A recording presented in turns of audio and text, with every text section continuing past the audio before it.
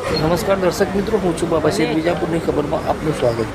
સૂત્રો દ્વારા મળતી માહિતી મુજબ વિજાપુર તાલુકાના જૂના ફુદેરા નજીક આવેલ સાબરકાંઠાનું સપ્તેશ્વર ધામ, જ્યાં સાબરમતી નદી વહે છે.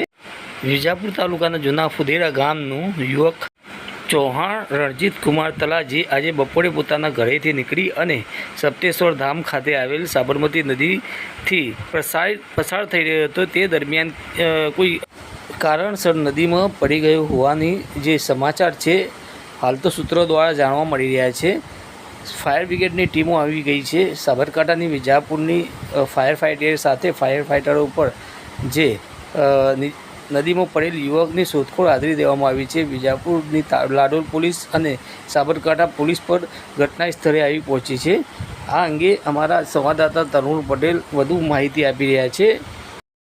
તો અહીંયા સમાચાર મળ્યા છે કે છોકરો અહીંયા પગ લપસી ગયો છે અને એ છોકરો અહીંયા નદીમાં ડૂબી ગયેલ છે અને જે ત્યાં હાલ કામગીરી થઈ રહી છે. પણ તમે અહીંયા ધ્યાનથી જુઓ તો અહીંયા ક્યાંય નોટિસ બોર્ડ નથી લગાવ્યું. સપ્તેશ્વરમાં અહીંયા કોઈ નોટિસ બોર્ડ નથી લગાવ્યું કે ભાઈ આ જગ્યા ડેન્જર છે, અહીંયા ડૂબી જવાની શક્યતા છે. તમે લાખો કરોડો રૂપિયા ખર્ચો છો પણ નાગરિકો માટે તમે કંઈક બોર્ડ નથી લગાવી શકતા. આ કેટલી લાપરવાહી છે. હું સપ્તેશ્વર પ્રશાસનને વિનંતી કરું છું કે ભાઈ આજે જે ઘટના બની છે ફરીથી આવી બીજી ઘટના ન બને. તમે બોર્ડ લગાવી દો. અહીંયા હું સરકારને પણ અપીલ કરું છું કે જૂના ફુદેરા ગામનો જે છોકરો છે એના ફેમિલીને તમે ન્યાય અપાવો અને એને મદદ કરો તમે. અને મહેરબાની કરીને તમે લાખો કરોડના પ્રસંગો કરો છો અહીંયા પણ એક નોટિસ બોર્ડ નથી લગાવી શકતા કે જે અહીંયા સુરક્ષા જગ્યા છે કે નહીં. આવા તો કેટલા અહીંયા બનાવ બન્યા છે સપ્તેશ્વર નદીમાં. ઘણા બધા અહીંયા છોકરા ડૂબી ગયેલા છે પણ તંત્રને કંઈ પડી જ નથી એવું સમજાય છે અહીંયા. તો હું રિક્વેસ્ટ કરું છું સરકારને કે ભાઈ તમે જ્યાં જોખમવાળી જગ્યા છે નોટિસ બોર્ડ લગાવો અને આવી લાપરવાહી ના થાય, આવી કોઈ બીજી ઘટના ના બને એની તકેદારી તમે રાખો, કાળજી રાખો અને લોકોને ન્યાય અપાવો.